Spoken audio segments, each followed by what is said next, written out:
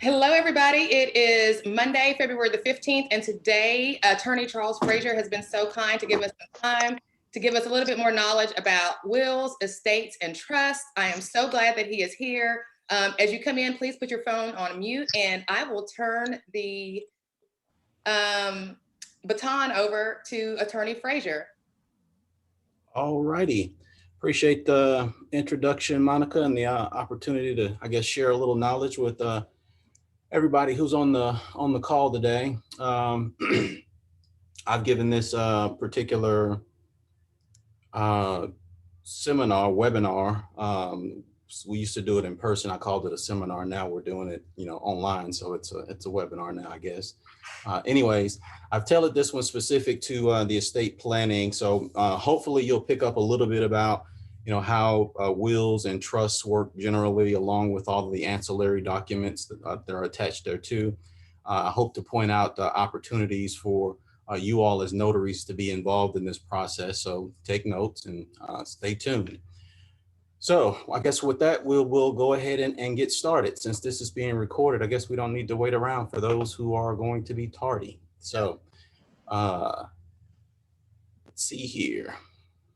Yeah, so that's me. So yeah, I'm a tax and estate planning attorney. Specifically, I help business owners avoid tax problems by helping them with some tax planning if they'll come in and do that. If they don't do any tax planning, then sometimes they end up in issues with the Internal Revenue Service or the Department of Revenue. And so I help them with those controversies as well. I help people who's recently lost loved ones to get through the probate process. And of course, that's the controversy side of that practice. And then of course, the planning portion is revolved around the estate planning. And so with that being said about all of the things that I do, you can see my credentials. I've been a place or two and learned a thing or two. So let's go and see what I can help you guys understand as well. So these are going to be the themes that we're going to cover today, or the questions that we're going to cover today. So, when people hear the word estate planning, it's a real generic term. A lot of folks really don't understand what it means. What happens if your clients don't have an estate plan? What is probate? Must all estate planning documents be notarized? Some clients believe that it's not necessarily so. They have choices. You'll help them understand their choices, and hopefully they will choose to go with you and your services, and how you might possibly position yourself as a professional provider in your local attorney or professionals community, period. So with that, we'll get into answering some of those questions. So what is an estate plan? An estate plan is a comprehensive plan that tells how you and your stuff will be managed.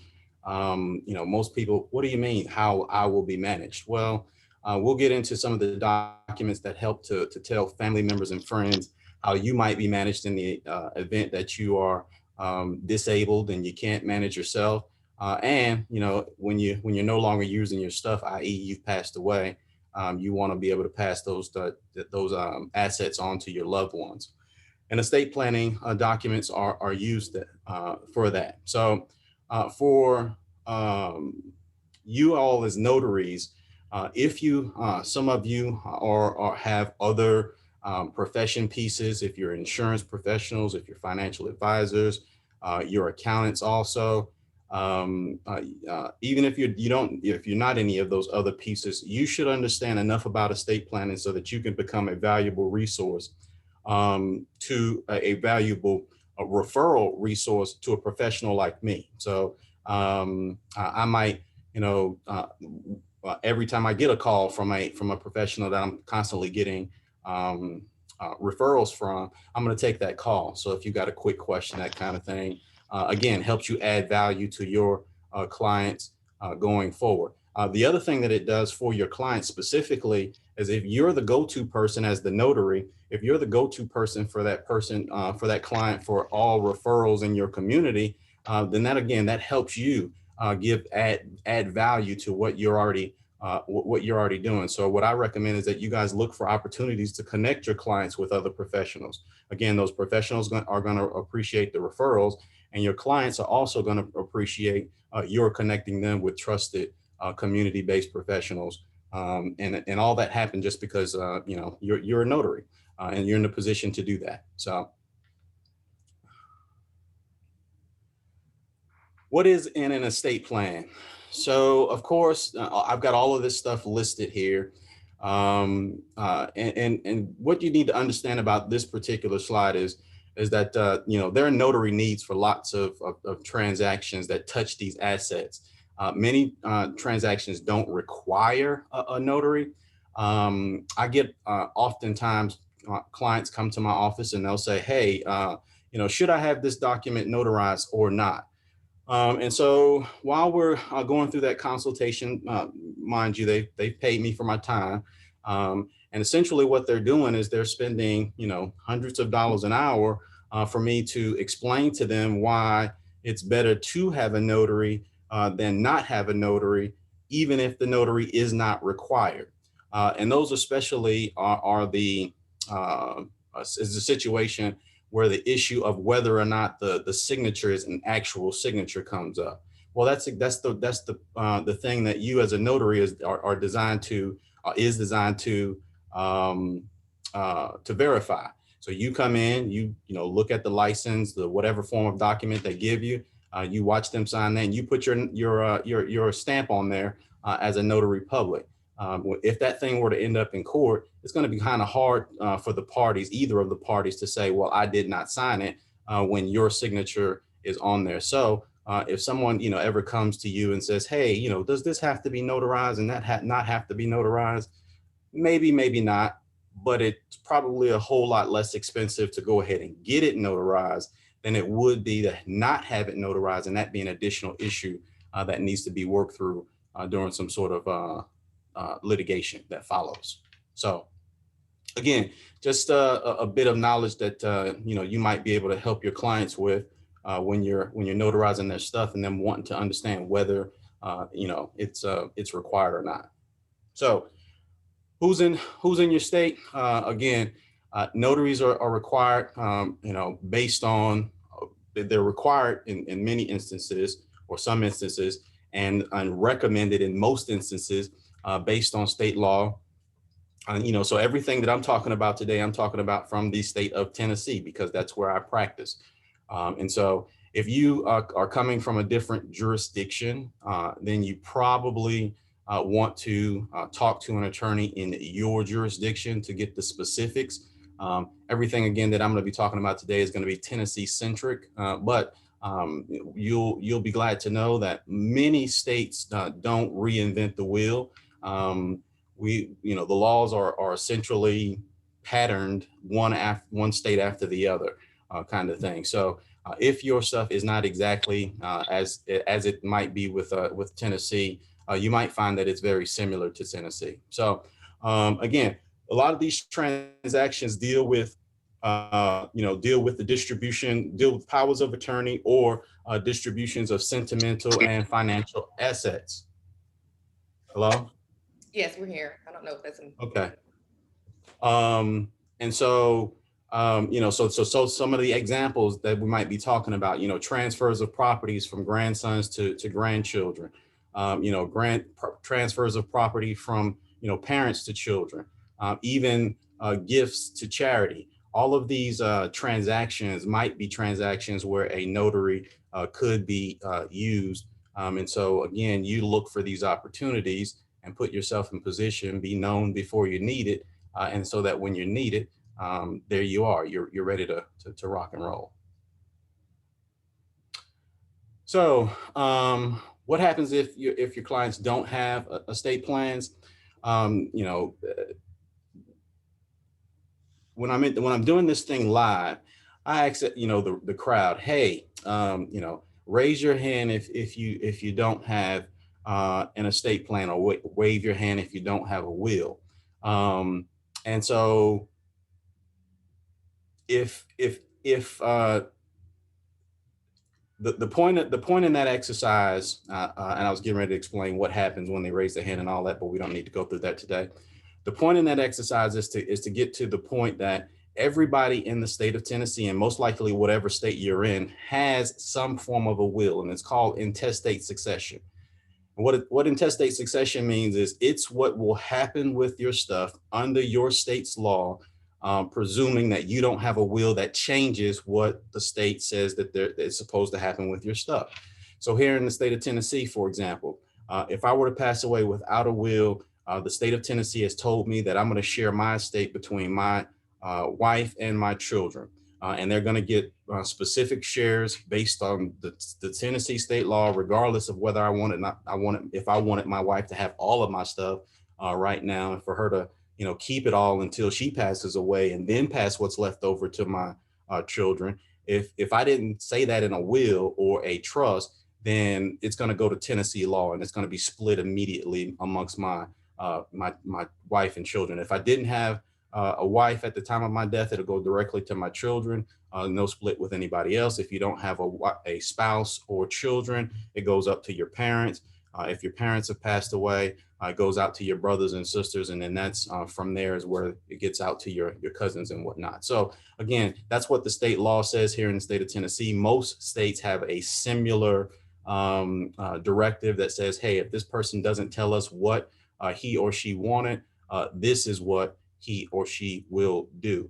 And so you just lose control when your clients don't have estate plans, and if you don't have an estate plan, you've lost control as well. So essentially, you take all your stuff to a court, and the judge tells what happens when, and he has to follow what's in the Tennessee law books in order to make that happen.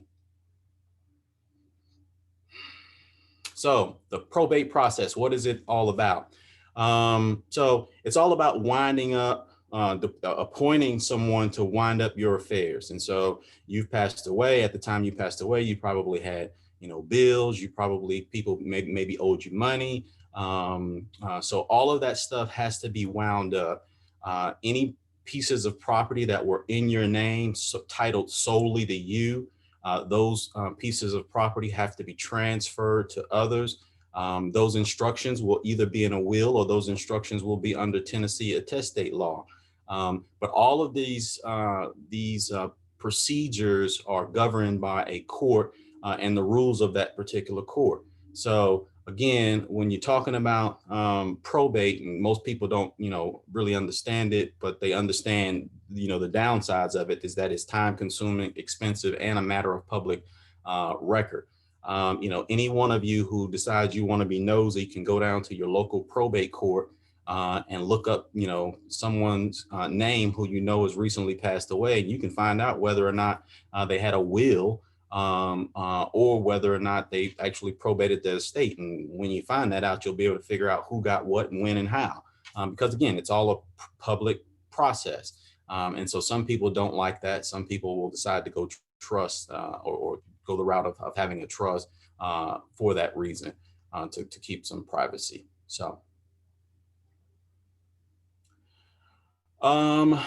probate. So this is an example of a probate document. It's here in I'm near Davidson County. My office is in Rutherford County, but it's just a county down. So this particular example that I've got here talks about that it's a small estate affidavit. And when you guys hear affidavit, you should understand with that it is a sworn statement. And you're signing under penalties of perjury. And most of the time that's happening, it's happening before a notary. And so anytime you see anything where an affidavit is affixed, and that's an opportunity for you to get in and do some notarizing, some signings. So that's what the front of that form looks like. These are particular small estate affidavits are used for estates that do not exceed $50,000 in personal property. Personal as opposed to real property. Real property is houses and land, and personal property is everything else. So if the person has under $50,000 of personal property and no realty, then they can do one of these small estate affidavits. It's a do-it-yourself kind of thing. If you were interested in going to Davidson County and or your local probate court's clerk's office and look up their forms, you'll be able to see which forms have, notary blocks on the bottom of them, which forms, need to be notarized. And you'll just be much more knowledgeable about what services you might be able to provide and to what clients.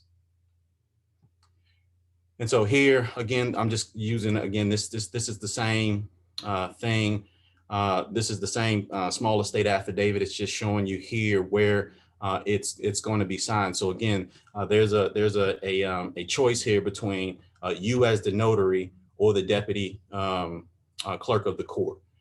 And so, okay, he can get it done by me as a notary, or he can get it done by the deputy clerk of the court. And so what am I going to do for my client here? Well, you're going to make a value or a value proposition of convenience for your client. All you got to do really there is to go to the deputy clerk's office or look up their fee schedule, figure out how much they're charging for notary fees. You charge that, at least match it, and apply a reasonable convenience fee for your running the documents back and forth, so forth and so on. So if you had all of those sorts of services as a notary, the client would not have to hand deliver those executed documents to the court, and you can charge some sort of document courier fee at that point. And when you go to pick that document up, you can notarize that document before you deliver it to the court, and you'll get a notary fee for that particular service. In any event, again, the point in me showing you this was to look for opportunities or show you opportunities where you would be able to be employed as a notary and provide services to folks. So again, here, this is a part of that small estate affidavit, consent to serve without bond.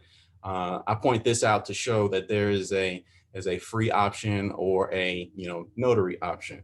And I don't know, some notaries probably don't charge for their services. If I'll let my clients come to my offices. Most of my all of my staff, they're notaries. And so, they'll come to my office, and if they've got something to sign, it's a way for clients to keep touching my office and come get a service that, they find a lot of value in. And then they, get a chance to say hi to me and maybe leave me a referral or three while they're there. So again, this for you, you'll just have to understand, either or. So if a client comes to you and puts this document in front of you and says, hey, do I have to? I guess I would first give them a disclaimer. I'm not an attorney, so I can't tell you either or, but these are your choices because it's here. You could either get me to do it and I'm going to charge you a fee. You're here, we're talking, so I can do that. Or you can just take it you can sign it and take it to the court under penalties of perjury, so forth and so on, that everything that was signed is true and correct. They're doing the same thing on the other side as far as, under penalty of perjury, except that it's just not explicit. It's the same thing really, except again, fee for no fee on that particular one document. So we've been talking about wills and alluding to wills being signed, those sorts of things. So every state again has their own requirements for what must be done when a will is signed. And so here in the state of Tennessee, we've got at least 2 witnesses. So you can have 5 or 12 if you like, but it's got to be at least 2. And what's got to happen is that the person that's signing that will has to signify to the witnesses, at least 2 of them, that instrument that's being signed is his or her will. Then they have to do one of either of the next 4 things. The testators can sign or one of those other 3 options that you see, A through D. And then what has to happen also is that the attesting witnesses must sign in the presence of the testator and in the presence of each other. So those are the requirements for signing a will in the state of Tennessee. Again, those requirements may be the same or very similar in the jurisdiction where you are, just because most of these things are similar. So major differences in law, civil law versus common law, and then we got separate property states versus community property states. And I'm thinking, out west you got a lot of community property states. In Louisiana, they do civil law. We do common law in most of the other states. And so a lot of times when there's differences in the law, and the reason I just explained that is if there's differences in the law, it's because of the chassis that the law is sitting on, if you will. All of chassis have wheels, all chassis are our body, but they're different sizes, so forth and so on. And so the chassis in California might be different than here in Tennessee, and chassis in Louisiana might be different than here in Tennessee. But the law, in essence, a car is a car. The law is probably going to be about the same anyway. So, I also point these out is because if you know these requirements in your state, you might be the person that's the notary that's picked, a freelance notary that's picked above and beyond any other notaries, because they don't know the signing requirements in a state. So if you can just demonstrate to a potential professional partner that was going to hire you for your notary services on behalf of his or her clients, and these requirements, that makes that attorney feel more comfortable with selecting you as a notary as opposed to going with one of your competitors. And so, so if you offered your services to solo attorneys, and I say solo attorneys and true solo attorneys is what you guys want to probably be looking for. Like I said, I've got staff, and I make sure that all of my staff gets their notaries so that I don't have the need for other notaries to come in and do signings on my behalf. But I know lots of attorneys who are true solos. They just work by themselves. And I just told you that the will signing requirements, there's got to be 2 witnesses and a notary at that particular signing. So if you were to let attorneys understand and know that, hey, yeah, I can help you find witnesses and I can be the notary kind of thing, that might be a valuable service to attorneys in your area. So again, it's just about, positioning yourself and being known before you need it kind of thing. So I point this one out and circled that language there right here where this thing is to be signed, because again, it reads out those will requirements. It says he then declared that this was his will. So we just talked about how he had to say that this was his will and requested that these persons act as witnesses to it in his presence and in the presence of each other. So all of those are elements that came out of that particular law that's written right into the language above the witnesses' signatures. So why do you need to understand that? So I tell you that because generally when you are, signing something that was produced by a good attorney, an attorney that understands their state law requirements, they're probably going to craft that language into their documents. And so again, the language will reflect the state requirements. So if the document you notarize does not remind you that the will signing requirements, then you're probably going to end up signing a document in that particular case that may end up being litigated before some sort of a court, because now the court has to go elsewhere to try to figure out what happened at that will signing. Whereas if it's on the document and everybody signs with it on the document, then that's what happened. At least you get the presumption that that's what happened anyway. So I've been talking now for some time. Monica, do we have any questions that you want to stop me to answer real quick, or should I just proceed? I'm good. Is there anybody else that has any questions that they'd like to ask Attorney Frazier before we keep moving? I'd like to ask a question. Desiree, go ahead. Yes. So now that we are in somewhat of a remote environment, are these things being done remotely, or do you have to appear in person? Okay. So what was your name, Renee? Desiree. Desiree. Desiree, we're going to get to that question in this presentation. I'm a notorious skipper aheader. And I just had enough discipline to not be a skipper a header just now. That's a real word, I think. No, not really.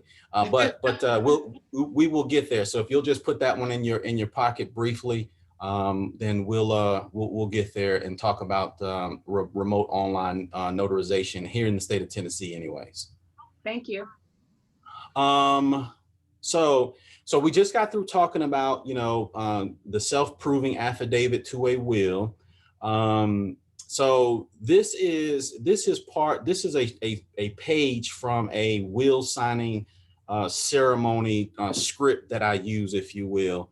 And so you can see that this section is designed for the notary so that the notary understands what questions he or she should be asking during that will signing.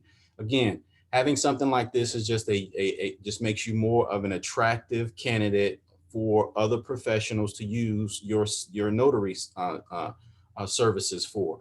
Because again, you understand what the state law requirements are. Not that you are responsible for observing the state law requirements, but if your attorney that you're going to be doing signings for understands that you're going to make sure that there's 2 witnesses in a room and that you're going to go down at some sort of script that he or she might have been able to look at and see that that everything's going to be done in accordance with the law, and they felt comfortable that you're not going to drop anything, let anything drop through the cracks.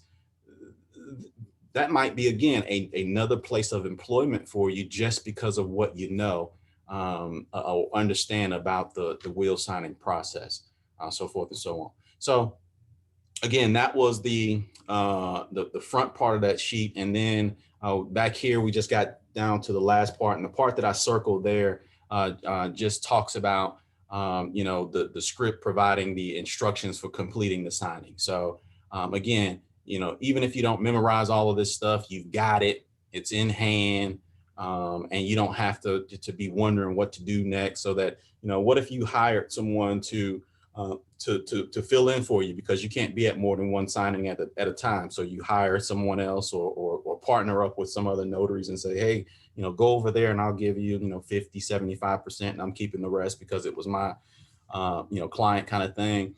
And you said, okay, that's a will signing. Here is my tool. Make sure you go through this and bring that back, the copy of that thing back to me. Again, you can have confidence. You can rest easier that the person you're sending to help do a job for you is going to do things just like you. And so, again, just a tool for you to have in the box. So, so this again, the point in this particular sheet, because this is the actual affidavit of the witnesses that's going to be signed by the witnesses. But the reason that I've got the notary public there circled right before the witness blanks is to, again, give or emphasize the fact that notaries at will signings are notarizing the signatures of the witnesses. That's what you're doing. You're notarizing the signatures of the witnesses. Your witnesses sign. When the will itself is signed, it's required to be witnessed, and so the witnesses are watching the person making the will sign his or her signature. And then the notary is coming in behind that and saying, okay, witnesses, did you guys do all of these things? And so, and you can, again, here we're talking about, we talked about earlier today where I said, if anything, there's an affidavit and there's probably an opportunity for a notary to be involved.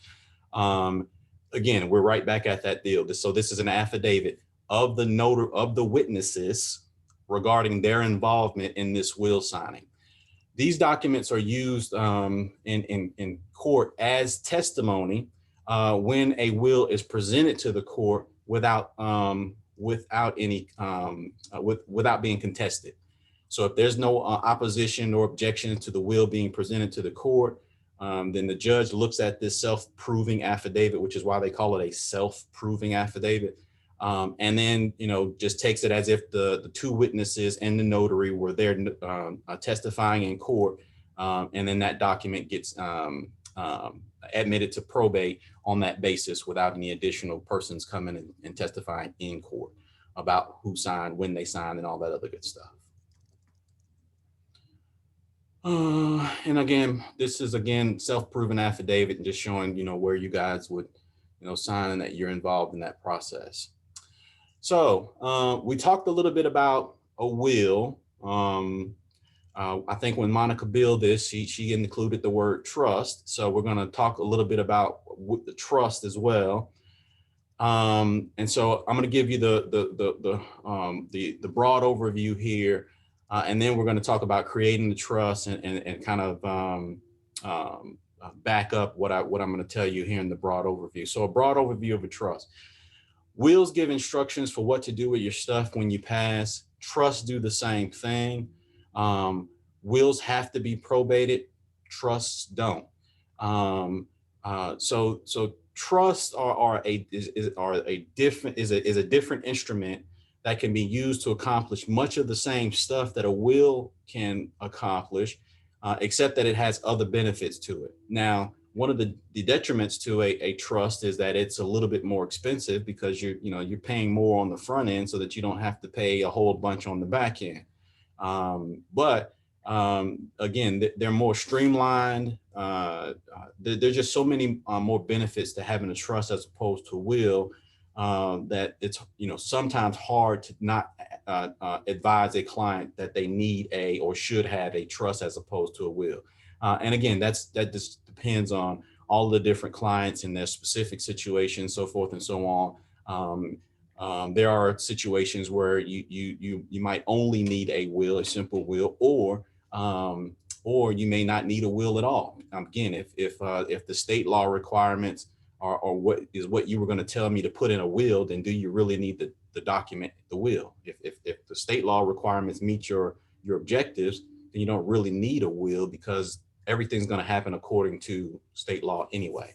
So we move beyond will. We're going to a trust.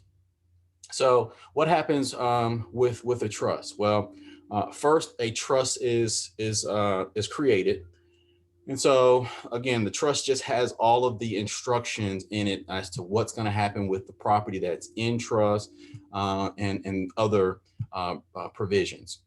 So then a trustee has to be appointed to manage the property that's in trust for the benefit of beneficiaries.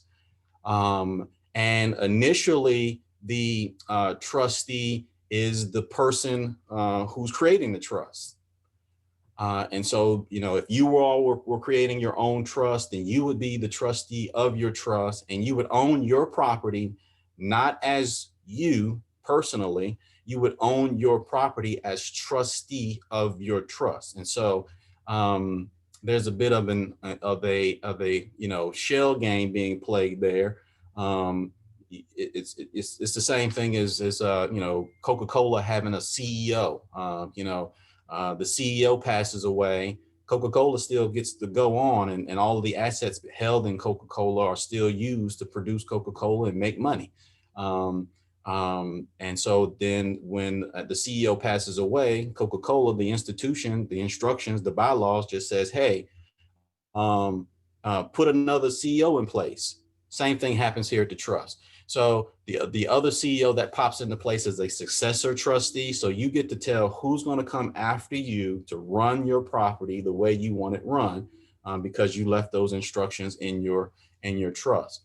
You identify your beneficiaries. Guess who the first beneficiary is? You, because again, you're holding your property as trustee for the benefit of you when you first set this thing up. Again, when you pass away, then your loved ones are listed as your beneficiaries here. And so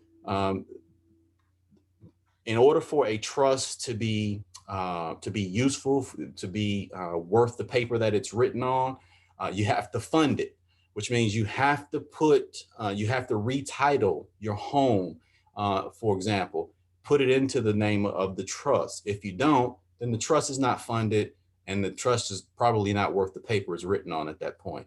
You can put bank accounts in trust. Again, you just retitle. So instead of the name being Joe Sample on the bank account being Joe Sample, the name on the bank account will be the Joe Sample Trust. The only thing that you don't put in, or one of the things that you won't put in a trust, a revocable trust, is retirement accounts. Those things are handled differently.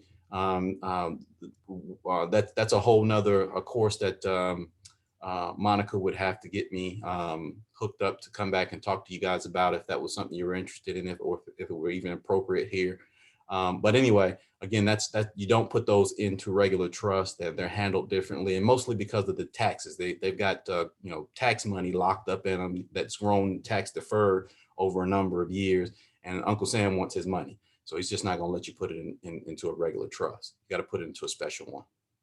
So how does putting property in trust help get around going to probate? Because that's what ultimately folks are wanting to have happen. So again, at your death, you still got that same trust instrument. Now what happens is the successor trustee pops up. The successor trustee is going to inventory what the trust assets. And so if the house is titled to the trust, you're going to get that. If the bank accounts are titled to the trust, we're going to find out how much money is in there. There may be a pour over will, or matter of fact, there will be what's called a pour over will that's probably going to dump the rest of the decedent's assets into this trust. So ultimately, then those trust assets will ultimately get funneled out to the beneficiaries of the trust, and all of that happened without going to probate court. So you avoided all that, slowing the process down, it being expensive, that so forth and so on, all those negatives that we talked about up front when we got started here. So here is a sample pour over will. Again, I told you I'm a notorious skip aheader. So I skipped ahead just a little bit, but here it is. So this will show you that right there in that third paragraph, it essentially says that, hey, everything else that I had at the time of my death that was not already titled to the trust is now going to be poured over into the trust. And so this is the cleanup vehicle. So even if your clients are going to be involved in a trust signing ceremony, a delivery signing ceremony, where there was going to be a trust vehicle as the main dispositive vehicle, the death document, if you will, you still need notaries present, because you've got that pour over will portion that has to be executed under Tennessee law that we previously talked about, that being 2 witnesses, so forth and so on. So even when there's a trust, there's going to be a pour over will, or should be a pour over will, and that pour over will has to be signed under the same requirements as the regular will that we've already discussed earlier. So we were asking about remote will signing, or asked about remote will signing. Now is I guess a really good time for those of you who are interested in doing online notary, or becoming an online notary. Under the governor's authorization extending or granting the power to do remote notarization and witnessing of documents, essentially what we have to do is to be on a platform like we're on today, on Zoom or some other live stream service, and we can watch our clients sign their documents remotely. We have to add just a little bit of language to the wills or trust document that says that the will was signed under this executive order. This particular executive order expires on the 27th of February. What's been happening is every time he rolls up on a new expiration date, he just goes and issues another executive order. This executive order started as number 30 something, and now we're at number 72. If I were advising the governor, I'd say, hey, Governor, won't you sign one that says it's effective until you rescind it? That way you don't have to sign one every 3 months, 6 months, whatever time period he's going through here. So it's really like every 2 months. At first it was one. Now he's gone up to two. Why is it a good time for you to look into the requirements of becoming an online notary? You know, if you've got your infrastructure in place to do these remote signings based on this executive order, then when you go over to looking at the requirements for actually being a Tennessee online notary under the Online Notary Public Act, that's at for those of you who like sites, Tennessee Code Annotated 816-300, 816-300. At 816-306 are the specific qualification to be commissioned as an online notary. I've read through those requirements at one point. The idea being I was going to have one of the persons at my office become an online notary for those instances when a client would want to do these things from home, not be due to a pandemic kind of thing. So again, if you want to get into that deal, we're kind of doing it now. Everybody's having to do it now. You're doing it right now under this Executive Order number 72. Well, once this thing runs out, executive orders, whichever the last one he ends up putting out, whether it's 125 or 175, when we get to that last number, then the only way that something's going to be able to be notarized remotely is if you meet the requirements under this particular Online Notary Public Act. Again, that's a Tennessee Code Annotated 8-16-306 is where you would find those requirements.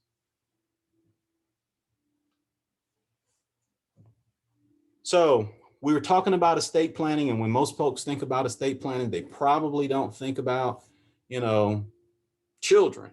Well, you should, because that's one of the main reasons that young folks do estate planning or should do estate planning.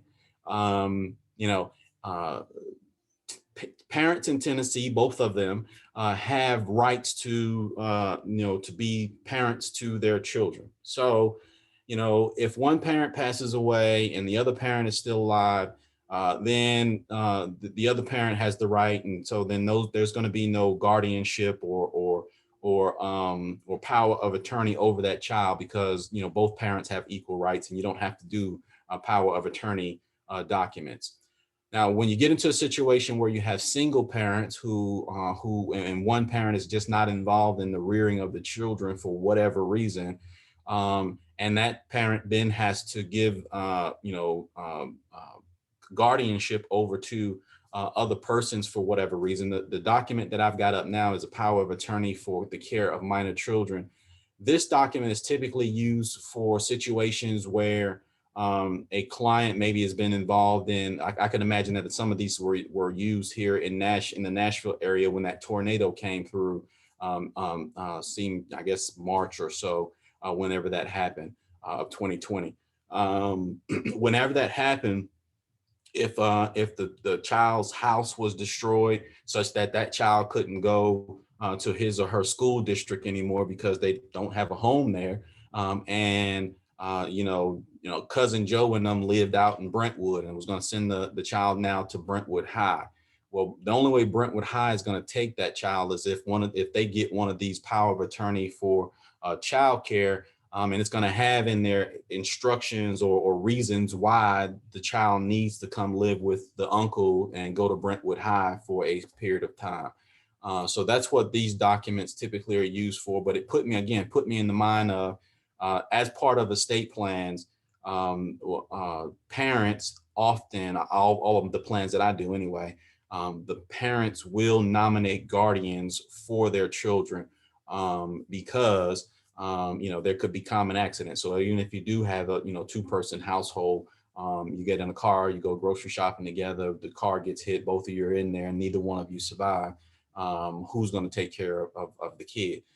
You need to have documents in place that nominate folks. Otherwise, what happens is everybody who wants that job is going to come to the court and say, Johnny, you know, I'll do it. And then the judge is ultimately going to decide who gets your children. You know who love your children like you would love your children, and you know who you'd like your children to be with. So why not put it on paper so that if something did happen to you, then you wouldn't have to worry about that. So again, just reasons that folks should be doing some estate planning. Again, some more reasons that you can give potential clients for getting involved in this stuff and staying involved with this stuff. So other important estate planning documents. So what we just got through discussing were the death documents, is what I refer to them as primarily.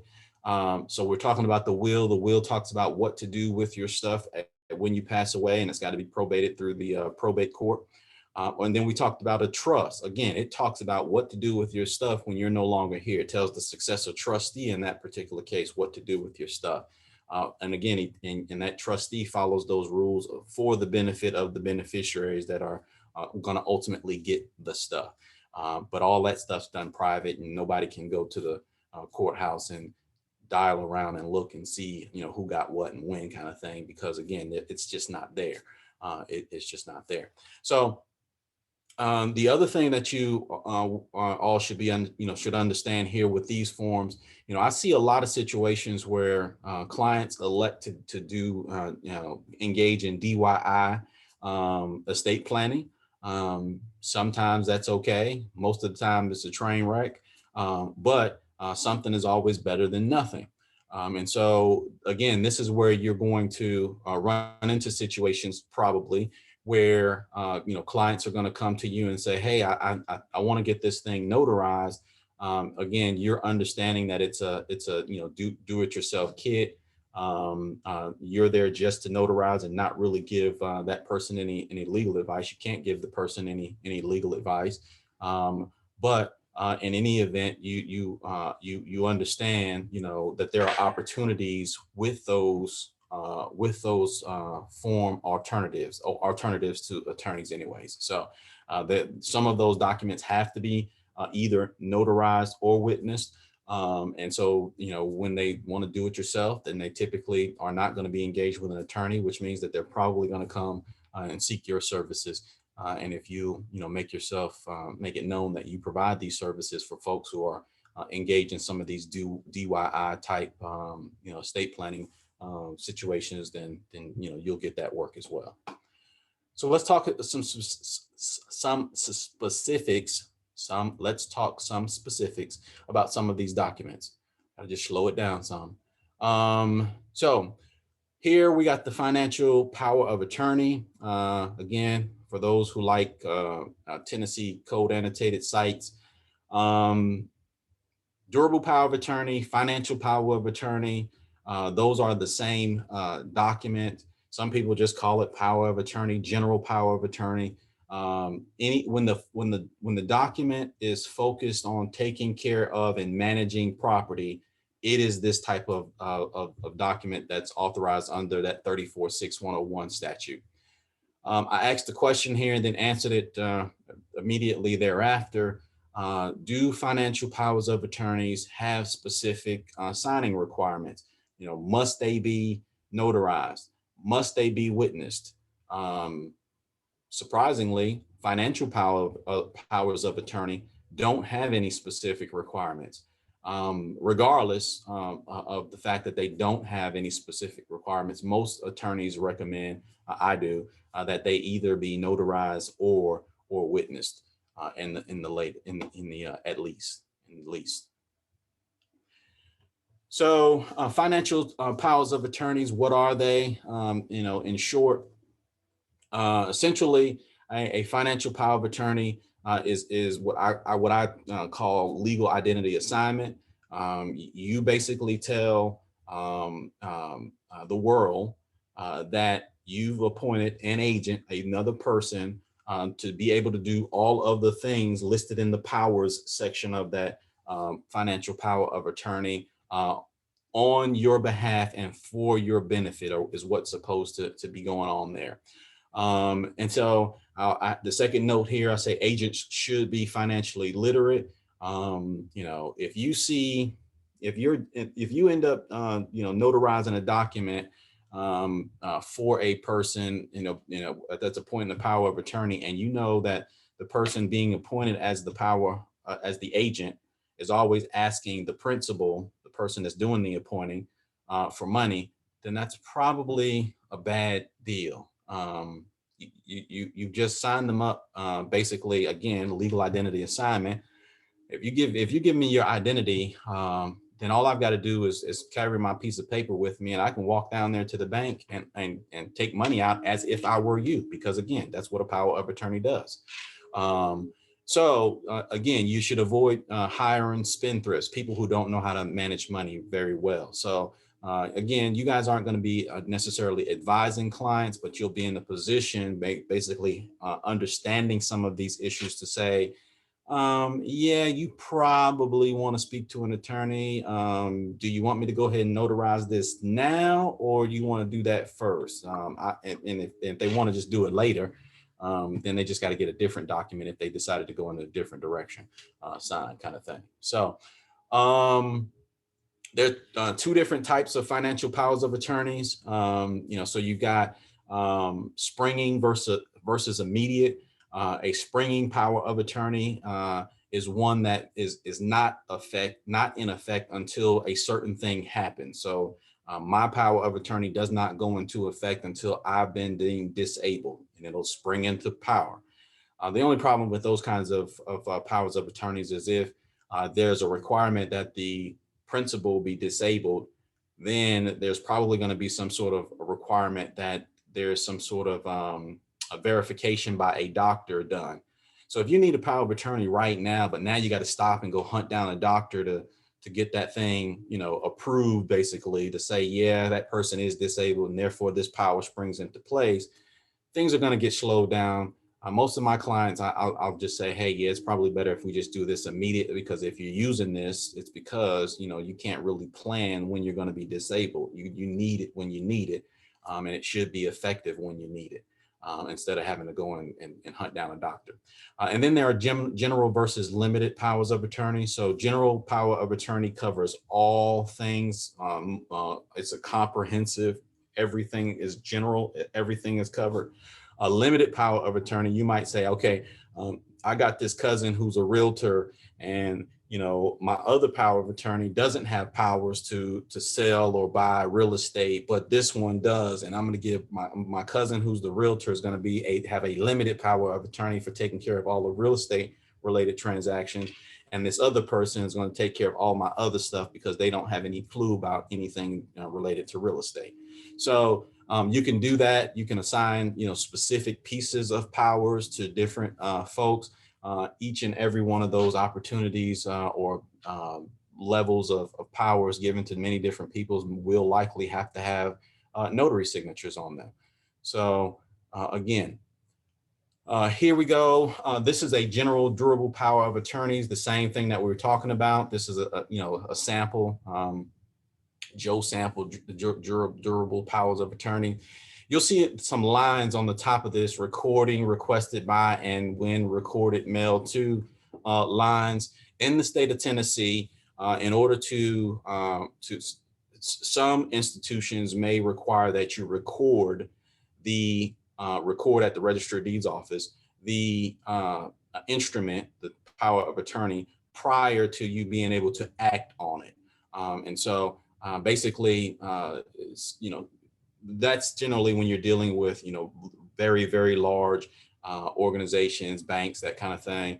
And they want to be sure that the power of attorney is in existence. And they figure out if you go ahead and put it on public record, then they saw it on public record. Everybody else saw it on public record. And so if it wasn't the right thing, then somebody maybe should have come and stopped them, kind of is probably what's going on there. So the next part of this just gets into, again, the regular signing on that deal. I put this one up here, it's plain Jane. Like, why you put that up there? We done seen notary blocks. All of us seen 25 million notary blocks at this point. We're notaries. We know what they look like. Why you keep putting it up here? Sometimes I put it up there to remind me, in this particular case, to remind me, if someone calls you about a power of attorney that you notarized, the issue there is, should you tell the caller whether that instrument, that power of attorney, is valid or not? Or should you be focused on answering the question, yes, that person signed that at that time? So again, there's two different issues there. One, you're telling a person or somebody's asking you a question about whether the document is valid. That's different. You don't know whether the document is valid. Why don't you know whether the document is valid? But what if the person that put the notary, what if the person that signed it, the document on that particular day, at a day later revoked it? You don't know whether that thing is still active. All you know is on the date and time that that thing was signed, you notarized the person that you said signed the document. That's all you know. And so if somebody calls you up and they say, hey, I need you to tell me whether I can trust this notary, this particular document, you have no idea.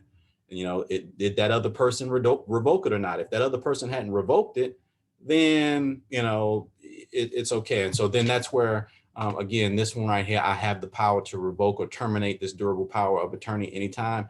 That happens. So, mama gets mad at her son because son did something crazy, and she, goes over there and she rips up the powers of attorney. Well, that's been revoked.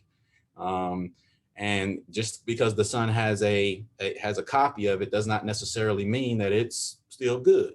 And so, practice pointer for you: somebody calls you up, says, hey, what is this thing still good? You probably should refrain from answering that question, because you really just don't know. You can't know unless they're asking you about your power of attorney. Then that's the only time you know. Healthcare powers of attorneys. So healthcare powers of attorneys are, in fact, do have requirements under Tennessee law. As a matter of fact, most of these other documents have requirements under Tennessee law, and the choices are either witnessed by two witnesses without a notary, or attested by a notary. So those are the requirements. It's either or, not both. You don't have to do both.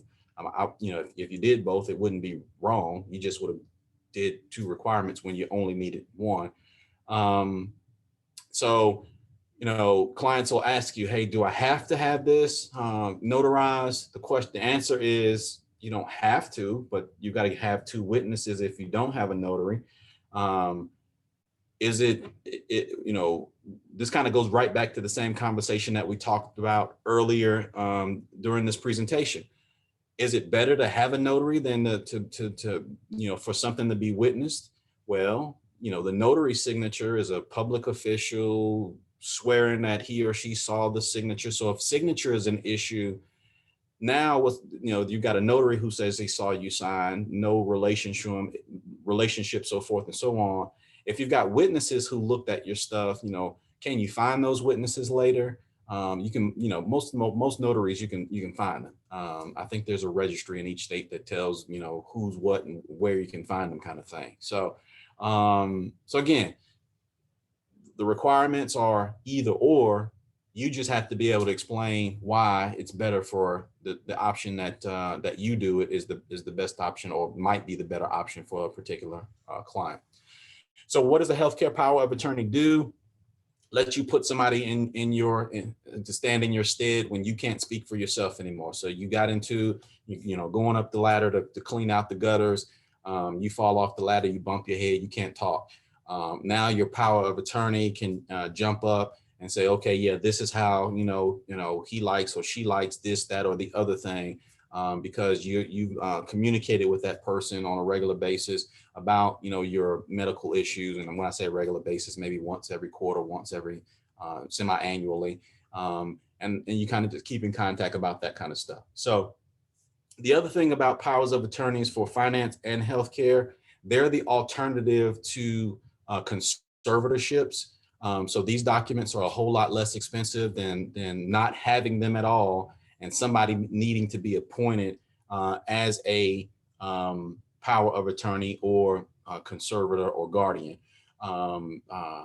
These documents, if you can get them on a standalone basis, you're probably going to pay 125, 130 bucks for it.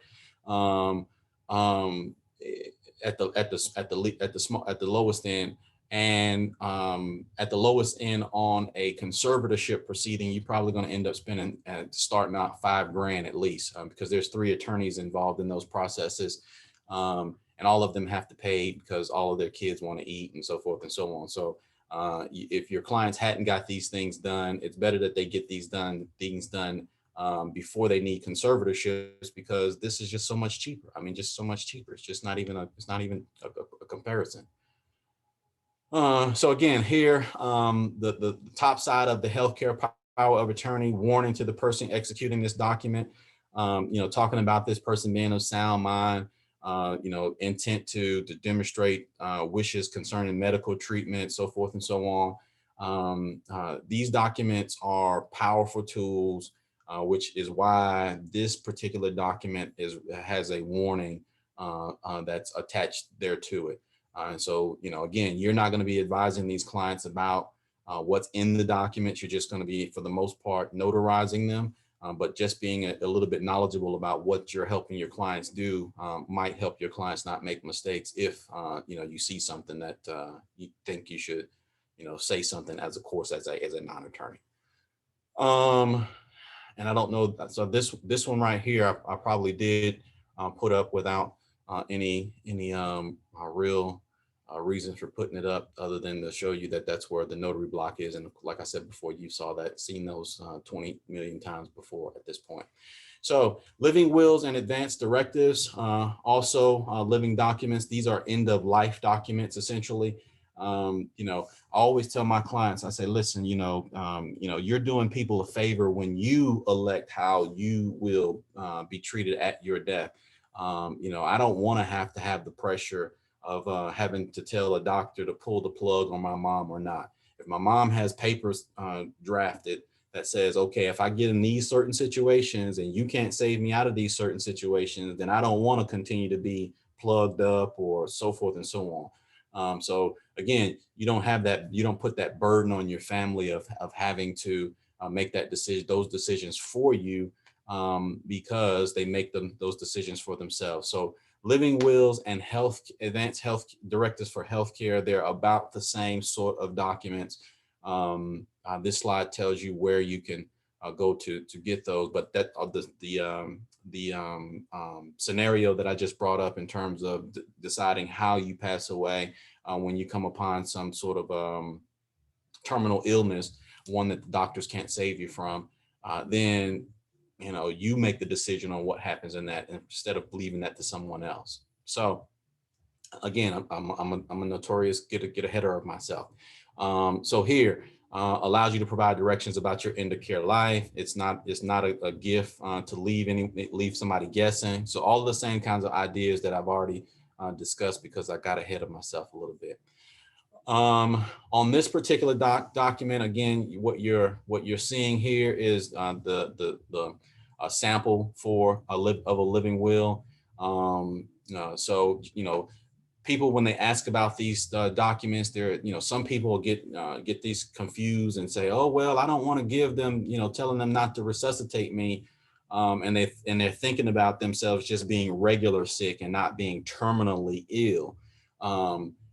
These documents don't go into effect until you're terminally ill, not just because you're regularly sick. And so then the language that kind of gets to that is, if death becomes imminent, if I'm in a permanent vegetative state, I'm terminal illness or incurable condition, so in those situations, and again, it highlights that same stuff that same language down here. In those situations is when this document pops up. So it's essentially saying that, doctor, if you told me that stage 15 cancer is going to kill me within the next 3 days, and I get, pneumonia on day 1 of the 3, do I want you to treat me for my pneumonia? Probably not. the cancer is going to kill you anyway. Well, so why am I taking treatment for the pneumonia? So again, you've got a terminal condition. Nothing's going to change it. And so then you'll give your doctors instructions for how to care for you or not care for you when things get really, really bad, if they get really, really bad. So the document that I showed you just now, the one that preceded this one, is a sample of one that might come from my office. The point in showing you this particular advance directive for healthcare, this is a Tennessee state form. Most states have forms similar to this one because the doctors in those states have lobbied for these forms because whenever you get ready to go into the doctor and to have some sort of procedure, the doctor always invariably asks you and inevitably asks you, hey, do you have a living will? Do you have people you've appointed to help you with this, that, or the other thing? This is what they're asking for. They're asking for, so this particular form is one that doctors are used to seeing. It's actually a healthcare directive and a living will. The dispositive provisions of a healthcare directive, of a healthcare power of attorney, and a living will smushed together is what it is. And so again, I give this, I'll complete one of these for my clients, give that to them and say, hey, take this form to your doctor. Why? Because the doctor is used to seeing these forms. As opposed to the many different forms that they might see when attorneys are drafting them, because we don't all draft the same way. So they've just got a chance to get less confused looking at a form that they're normally seeing. And if you know that this thing exists and somebody called you up, you tell them that you've got notary services and they call, hey, can you help me get you can just, this right here came off of Google by typing in Tennessee Advanced Health Advanced Directive for Healthcare. And it pops up, boom. And so now they've got the document, and if they're a DYIer and they're asking you to notarize it, then you're in position to do that. Here, I point out on this particular, this is the notary and or witness block for these living will or advanced healthcare directives. So here is where, it's an either or choice, either witnessed by two competent adults or by a notary under block B. So it's going to be one of the two and not both.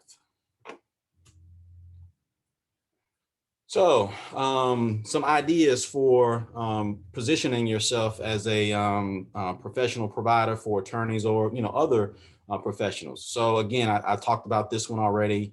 You can target solo attorneys who draft estate plans. They need people to witness.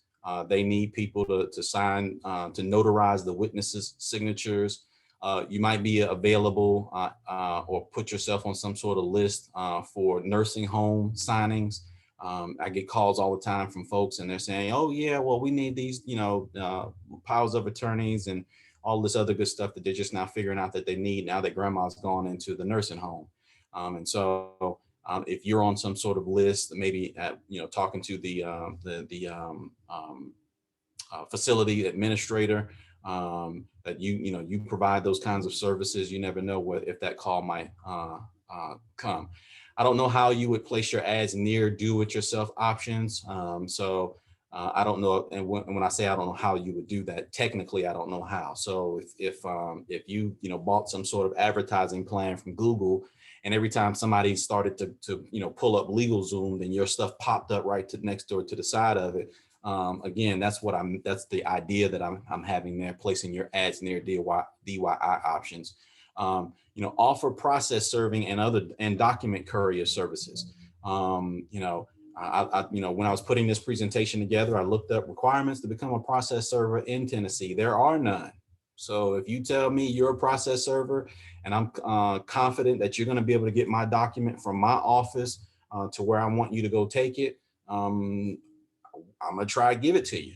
But you have to understand in those situations that you're dealing with really sensitive documents. Sometimes it's very, very important to all parties that those documents get from where they are to where they need to be. So if you're going to be involved in this kind of a service, you have to be really serious about it. and you need to show the persons that you're lobbying or asking about this particular kind of work. You have to show them that you really want that. So if you say you're a document process server, and I were to call your office, and number one, you don't answer the phone because you're doing everything else and you didn't answer the phone, and then number two, I can't tell that I'm calling a process serving service. It's just Darlene's, we do everything. Is what I find when I hit the other side of the phone. I'm probably not going to use you as a process server. So again, you want to give that air of I'm a process server. I'm serious about this particular job or service that I'm providing. And that, again, that just increases the chances that you will be selected for doing those process serving or document courier services, in addition to, again, your notary services.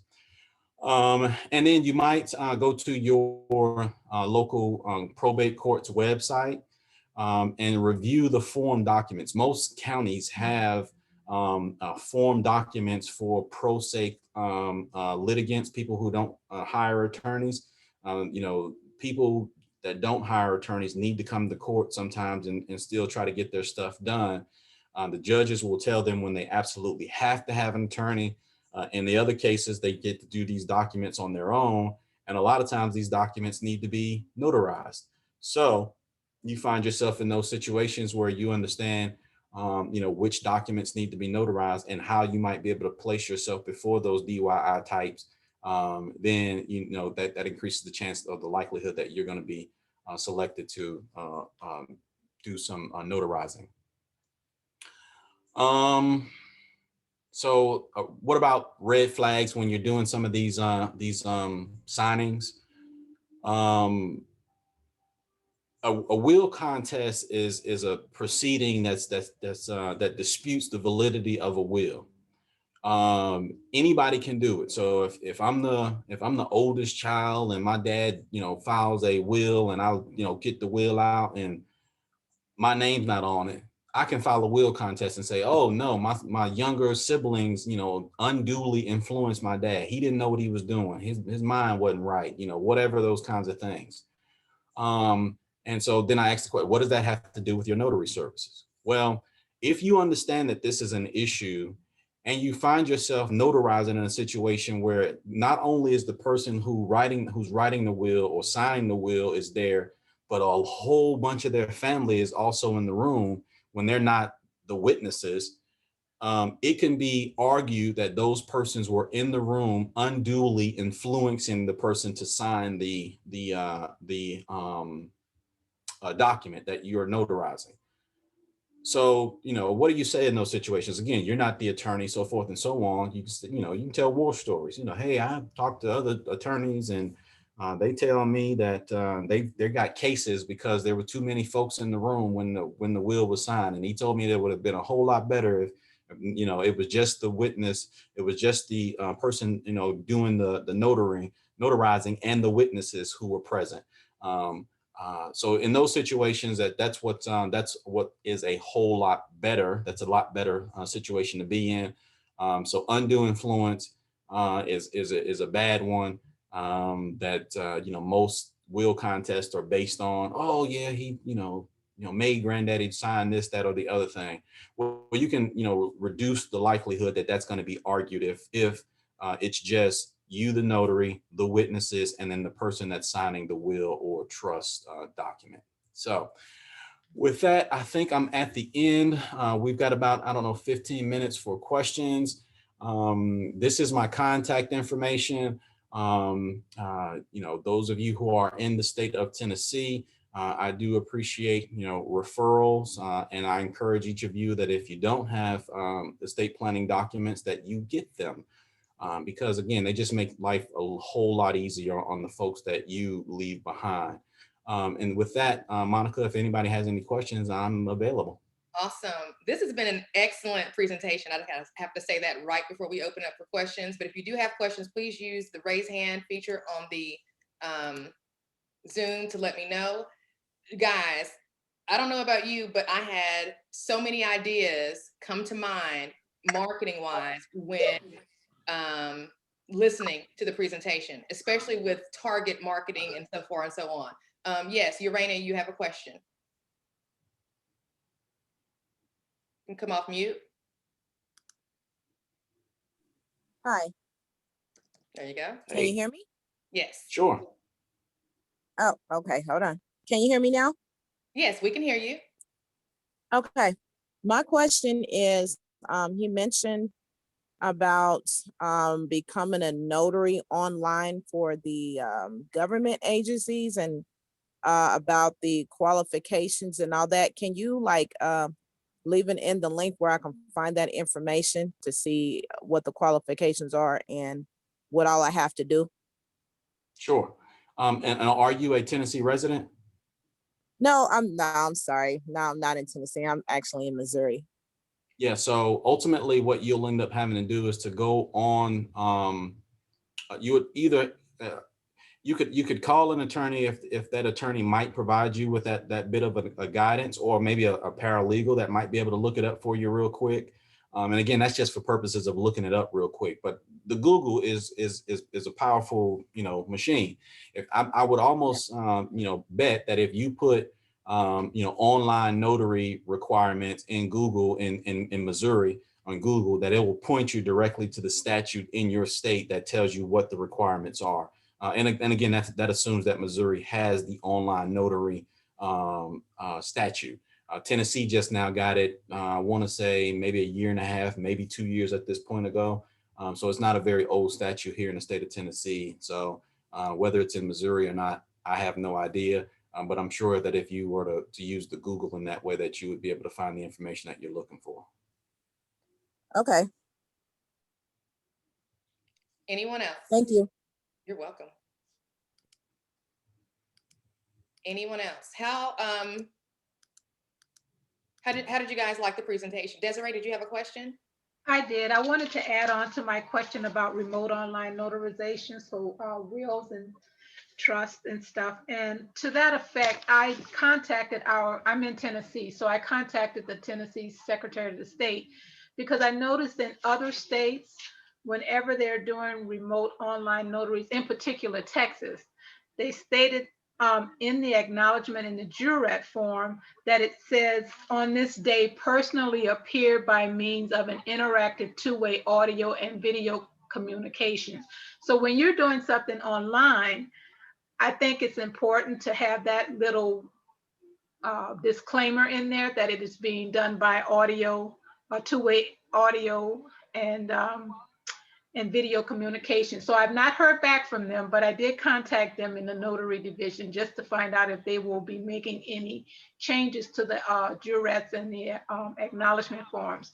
I didn't know if Attorney Frazier, if that's something you think will be of importance when you're doing these remote online notarizations. I would say yes, and the reason that I would say yes, so this is the current executive order that authorizes remote notarizations here in the state of Tennessee, and so you can see, and I told you guys that this thing started in a 30-something. Actually, it started on number 26, and now we're up to number 72. But here in these requirements, it essentially says that. Let's see, so here, the document must include a provision stating that it was in compliance with one of these executive orders. And it also has a few other requirements here, but you can see down here, and again, you can just go to Bill Lee's website and put in executive orders, and this thing is sitting there for you to kind of review and tell you exactly where you need to go. So a little while ago, I gave you the site for the notary as being the notary qualifications as Tennessee Code Annotated 8-16-306. And that's what this is pointing to. This is saying Title 8-16 Part 3, and you're going to go to Part 306. So this is what this is pointing to, and it's saying, so basically, this particular document washes over the requirements for the Online Notary Act for the time being, so that if you do it under this particular document, you'll have to tell in the document, and not in the jurat, but in the document, that this was done under these particular provisions. The jurat doesn't necessarily, I don't know that the jurat necessarily needs to change. Again, the document itself. So when you're doing one of these things remotely, if it's going to hold up, then, you know, the one thing that you should know that to bring extra value to the people that you're providing that service for is that that document should have a provision in it that says, you know, this document was prepared and sent in under these terms. Let me. So did that answer your question? Somewhat. It's so my thinking is, if I have an acknowledgement or a jurat, what, as a notary, would you, if it's not on the form that's provided, because like I said, I don't think they've updated it, and it is also on an NNA website, but would you write that in to refer to this executive order, or? Yeah. So the executive order explicitly says write it in the document to refer to the executive order, so that if you just change the jurat and then that's not authorized under the executive order as changing, because this is a change to the existing Tennessee law. Mm-hmm. And so you want to be careful to observe the strictly observe the provisions of this instruction, so that you can make sure you get the protections of this instruction. If you go outside of what's explicitly, you know, written here, you're going to put yourself in a situation to where, you know, it's in the jurat, but it's not in the document. It's required to be in the document. And now that document wasn't validly notarized is basically what's going to happen. Now, if you're going to do an in addition to, that can't hurt. So if you're going to do an in addition to, that can't hurt. But, you know, I don't even know that most of that this is really your issue to worry about. Again, as a notary, you're signing that you saw the person sign the document. You know, we're giving you, I'm giving you this additional information so that you can understand, you know, if your client were to ask you a question, then you can give them the, you know, from my understanding, you know, I don't practice law or anything, but from my understanding, just like when I'm talking to folks and they ask me something about, you know, financial planning stuff. I'm not a financial planner, but from what I understand, boom, this might be your answer. Go talk to one of them if you want a real answer.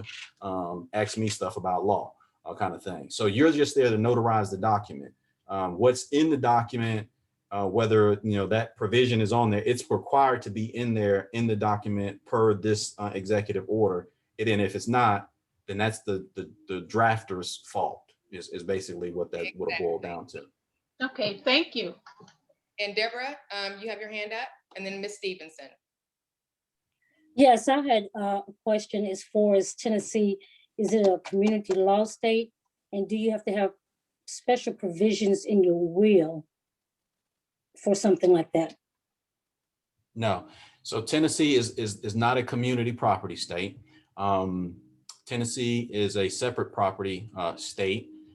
Tennessee has you know, instruments that can be drawn up to turn, you know, community where couples can treat their property as community property.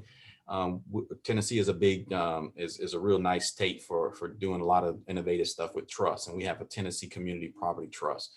Again, we run under separate property law, but if you want to be treated for some reason as if you were in a community property state, then that's where that particular you know, document would or that particular type of trust would come in. So I think you asked me a second half of that question. What was that? No, that was it. You answered it. Okay. Okay, Right, thank you. Thank you, Deborah. And our final question, Mrs. Stevenson.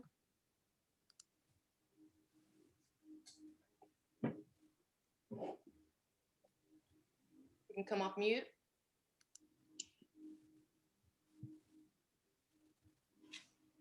Looks like she's having a difficult time coming off mute. If you want to, you can type your question in the chat box and I can read it. Oh, your mic isn't working. Okay. well, go ahead and just type your question, and then we'll just wait on you to type that in. And while we do that, I just want to thank Attorney Frazier again for this very comprehensive, very thorough presentation. I am completely excited about the opportunities, just listening to the different tips and things that he suggested with regard of who we should focus on our efforts on when it comes to building a business in this lane is invaluable and gives us all a kind of head start on that whole process. Hopefully he's a busy man. Hopefully we can bring him back once a month at least to do this. Is that something? I'm putting you on the spot a little bit, Charles. Is that something that you'd be open to? Call me and we'll see. Depends Okay. on what month what the month looking like. Okay. If, Okay. if I got vacation for 3 weeks of that month and I got to work in that 1 month, and maybe not every month, but Okay. that's the standard. That's the standard response you're gonna get from any lawyer. It depends. I got you. And her question, okay, yeah, she asked me this in the chat earlier, Ms. Stevenson. She said, will the information he provided in the chat be given out to us? So number one, you can save the chat by clicking on those bottom right 3 dots and click Save Chat. The second part of that question is, will this slide deck be something I can upload for them to kind of look at while they're looking at the video, Charles? Yeah, I can make sure you get the slide deck. I put together also some of those sample documents, so the full versions of them. I can send you that stuff. So yeah, we'll provide you some course materials. Awesome. And that was the last question. So thank you very much again. I will be in touch. I will be getting my stuff together, folks. This was great for our notary business, but to be honest, it was even more impactful for me as a mother of kids. And with everything going on in the world today, we definitely need to take some time and figure this part out and don't keep pushing it off and pushing it off and pushing it off. So thank you again to Attorney Frazier for your time. We very much appreciate it. Thank you to everybody at Notary Nerds for participating. This will be uploaded ASAP. I will be recording, converting this and getting it uploaded to the platform as soon as possible. You guys have a great Monday afternoon and enjoy President's Day. Have a good one.